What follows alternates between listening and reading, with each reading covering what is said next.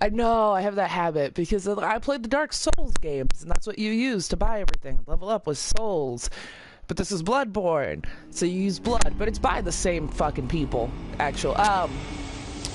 Well, it's actually a weird situation. So there's there's Demon Souls, Dark Souls 1, Dark Souls 2, Dark Souls 3, which is new, and I need to get it still. And when I get it, I'm probably gonna play it on this channel because god fucking damn it do I love the Soulsborne games.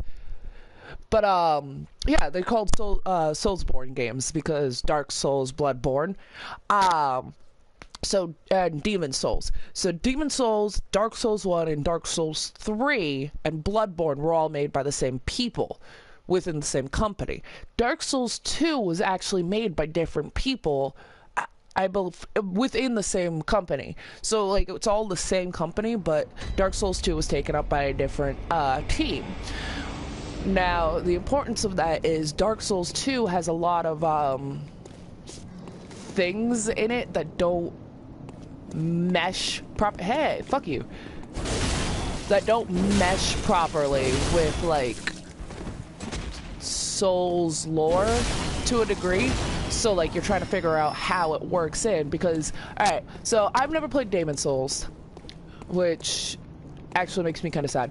But Dark Souls 1, the whole plot of it is you are an undead, and there's a legend about the chosen undead who stops the dampening of the first flame. Like, the first flame is dying, and they're trying to find the chosen undead who can bring it back. You know what I'm saying? Who can essentially stop the world from dying. You end up meeting Frampt, the primordial serpent, who has like this weird mustache and makes great noises. Well, what Frampt tells you that you are the chosen undead. You got out of the undead asylum, and you now have to make the pilgrimage to ring the two bells. Let's close the by device. Sorry, I need to get over and around. Okay. You have to ring the two bells, and then go and fight Gwyn, Lord of Cinder, who is essentially God. There were four primeval beings who found the fires of the first flame. They became like gods.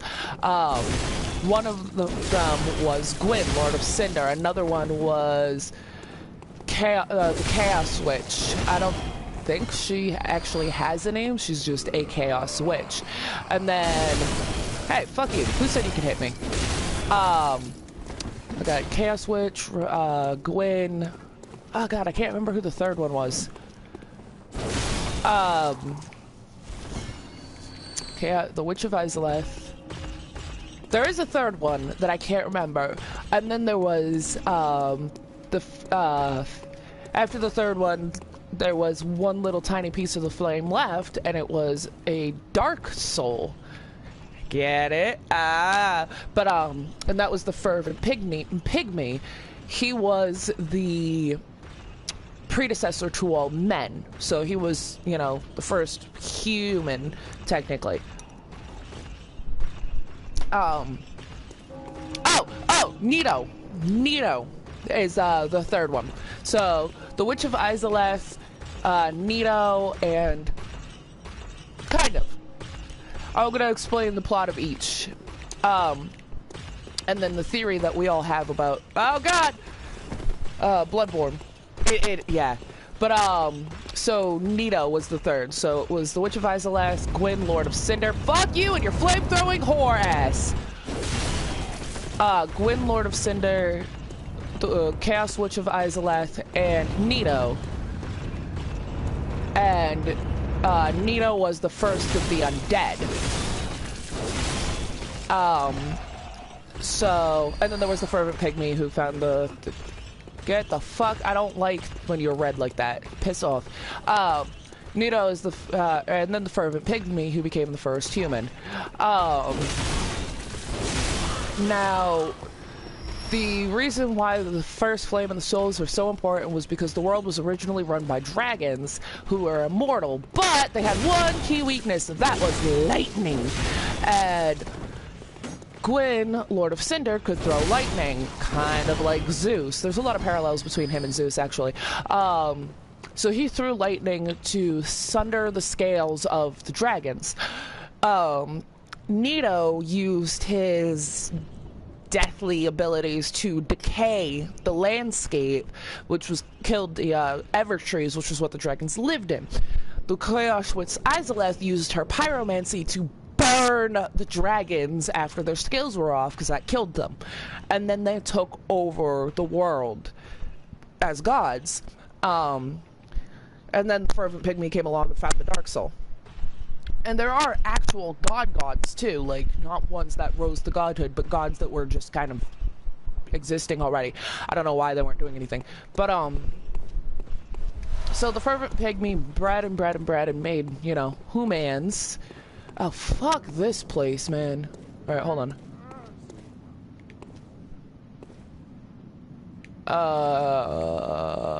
Yeah, fuck this place. I'll continue after I talk to these two. You're not from around here, are you? Well, an outsider who's come to join the hunt? What a pathetic idea. You what? What, you think I'm a beast? Well, maybe I think you're a beast. And step away from my castle. Okay, buddy. Oh, enough of you. What, you think this is funny? Yes. Well, I certainly don't, so be gone with you. Okay. I'll have nothing to do with your beast stunts. Alright. Oh, enough of you. And then this lady right here, she is best lady. Oh my, what a queer scent. But I'd take it over the stench of blood and beasts any day. What is it then? I'm off during hunts, so if that's what you're here for, I'll leave you to your own devices. She's a prostitute. If that doesn't do it, come back in the morning, darling. She's my favorite prostitute ever. I'm off during hunts. I actually have to come back to them later. Alright, so back to the Dark Souls story. The Age of Man, or no, the Age of Man, the Age of Fire began after the three took over, and oh shit. Shit! Yes! Ah! Nope! Oh! Piss ants! You are a big motherfucker!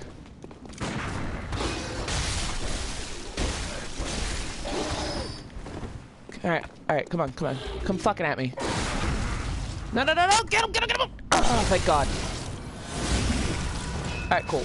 And then you're easy to deal with. You're just gonna try to shoot me. I don't care.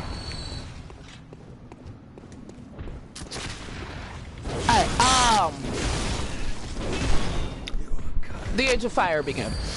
Now, what do fires do? They slowly die down. So... With the deepest gratitude for the church and all they do for us. Deepest, widest gratitude, yes. Yes. You're scaring me, lady.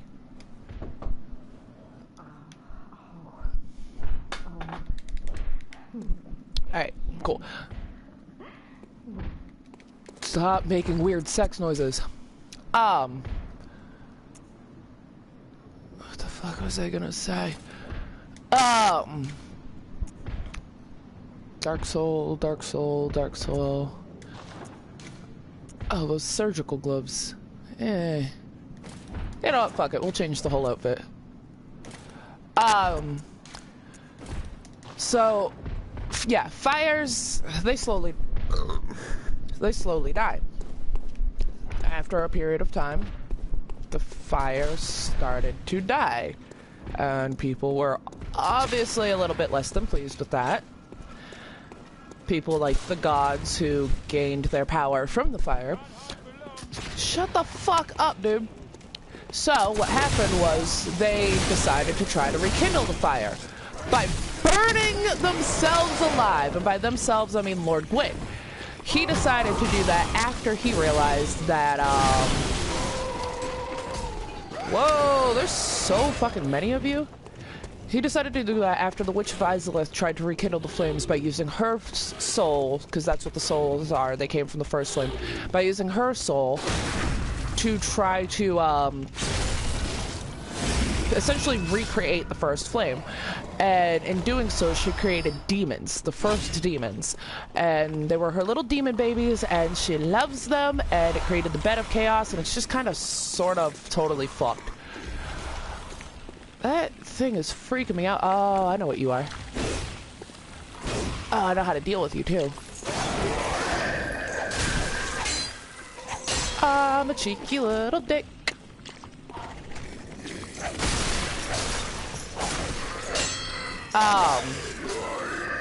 She decided she was gonna deal, yeah. Gwyn, realizing that there was no real way to bring the first flame back, or to recreate the first flame, he was like, okay, I'm gonna try to burn myself alive in order to rekindle the first flame. So he did. And that sounds all good and well and everything, but the problem was it slowly drove him insane. Gwyn, Lord of Cinder, has 3 children. One who's who got banished because he lost the Annals of History. One who, named Guinevere, who is the biggest, sexiest bitch in the world. Like, she's literally gigantic and has huge tits and a nice butt. Like, I like her. It is Blood, Thomas. You're here for story time. I'm telling Muffin the story of Dark Souls and Soulsborne. You know, I feel like falling is a great idea. Oh, wait. Is that a... That's a ladder. Oh, wait, hold on. Oh, no, there's nothing on there. Alright. So... I lost my train of thought. Gwyn, Lord of Cinder. Guinevere! Yeah, Guinevere. Alright, she's, like, amazing. And... there's... Oh, wait, I left out one key component. Seath the Scaleless. Seath the Scaleless played a huge role in the Dragon War because he told... Ah! Fuck! No! He told everybody how to fight the dragons, so he got made a duke. And given a library. Okay, cool. Moving on. Seath the Scaleless actually had a thing for Guinevere. Not Gwyn, Lord of Cinder. Guinevere. Because let's be honest, who wouldn't? Don't fucking hit me, bro. Y'all are seriously pissing me off. Alright, hold on. I'm leaving. Bye. Oh, that's bad. I want this. And I need to get around these guys without pissing them off. Which is a lot easier said than done. Ooh, what's down here? Ack! Oh, dead bodies! I think I'm good for now. It's kind of, accepted canon that Seath ended up garnering feelings for Guinevere. No. Gwendolyn? Gwendolyn, not Guinevere. What the fuck am I talking about? The girl's name is Gwendolyn. Feelings, Gwendolyn, she's hot. Seath wanted to make half dragon, half Gwendolyn babies. It was weird. Not weird. But, and may or may not have succeeded because there is a half-breed named Priscilla, and she's half dragon, half human, and it's proof that the proof that she's dragon is if you cut her tail off, you get the dragon's dagger, and you can only get dragon weapons from dragons. But she is specifically called crossbreed Priscilla, and she is amazing and fucking so goddamn sweet. A little mixed up on the residents of her people. She thinks they're good, and they kept trying to kill me. But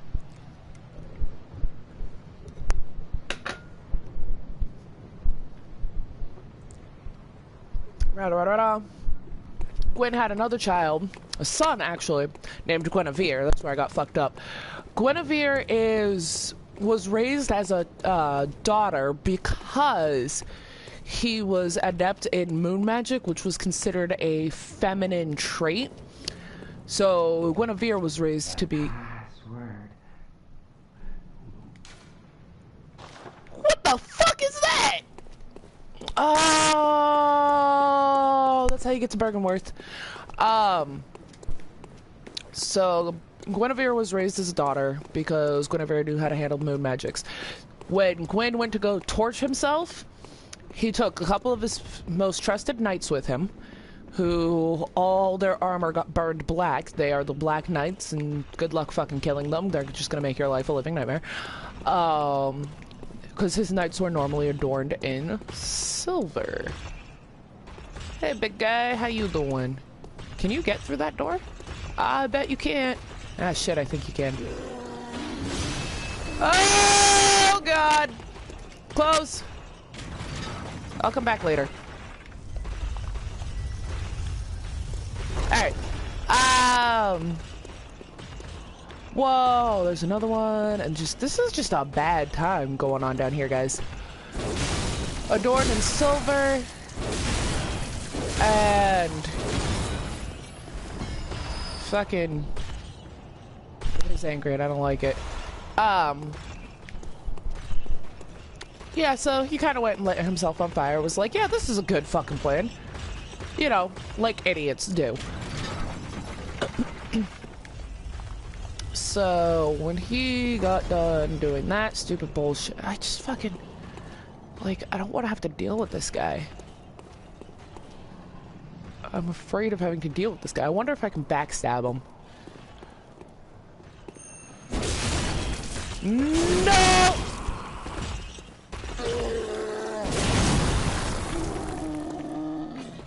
Oh, God! Mr. Bigglesworth, why? Later, bitches. Oh, God, there's two of you, and just I can't handle any of what's happening. Give me this. Give me this. I'm gonna go back and go get more not having to deal with this motherfucking bullshit o'clock stuff. Oh, I'm gonna go, you know what I'm gonna do? I'm gonna go buy some fucking Molotov cocktails.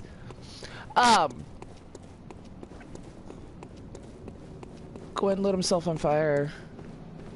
Oh, left Gwendolyn and Guinevere in charge of Anne Orlando, which is where he came, which is where his castle is.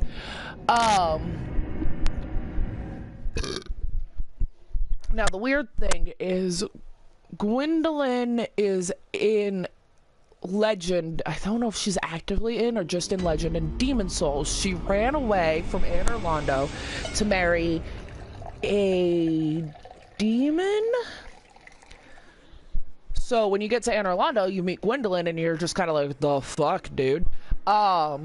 Turns out the Gwendolyn there is just an illusion. That's not speculation, that's truth. If you shoot her with an arrow, she dies.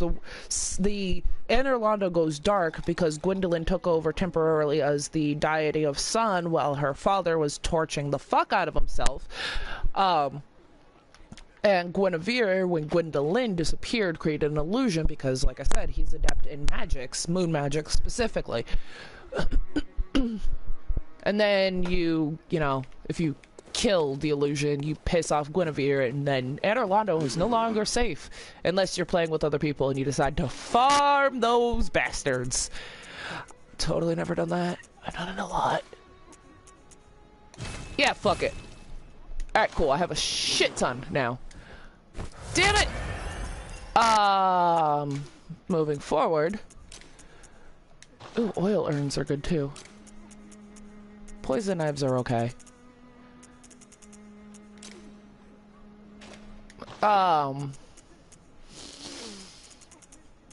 You get, you are the chosen undead. Well, I've already said that, but the funny thing is there is actually no real chosen one like you think there is, but there really isn't. And the reason why I say that is because there's a person that you meet very early on named Oscar who fit all the same qualifications.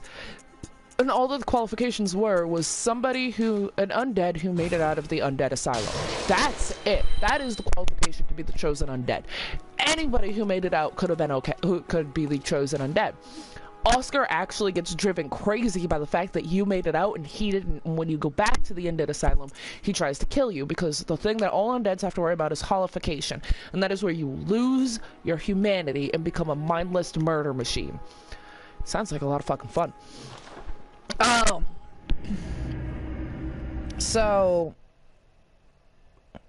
I'm trying to not put everything in there simply because it's just fucking long.